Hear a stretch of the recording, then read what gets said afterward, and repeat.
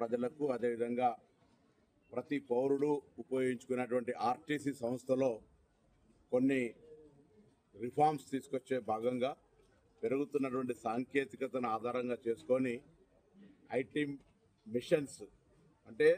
Credit card కానీ లేదా ఇతరత్ర ఏదైతే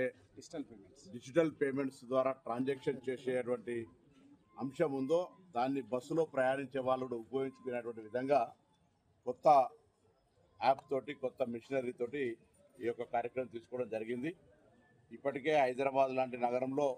3 నెలల కింద ప్రారంభమైన పథకం ద్వారా డిజిటల్ పేమెంట్స్ దాదాపు 16-20% దాకా పెరుగుతూ ఉంది.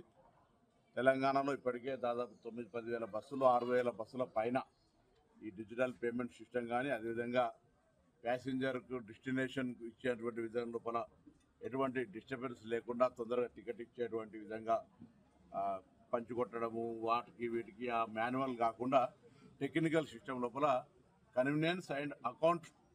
అకౌంటబిలిటీ ఉండాలంటే దానికి సంబంధించిన డాటా అంతా కూడా హెడ్ ఆఫీస్లో సింక్రనైజ్ అయ్యి ఎప్పటికప్పుడు బస్సులో ఎంతమంది ప్యాసింజర్స్ ఉన్నారు, ఎక్కడి దాకా వెళ్తూ ఉన్నారు, రెవెన్యూ ఏంది అనేది అంతా కూడా ఆన్లైన్ చెక్ చేసుకునే సిస్టమ్ లోపల ఈరోజు ఆర్టీసీని వ్యవస్థీకరించడం జరిగింది.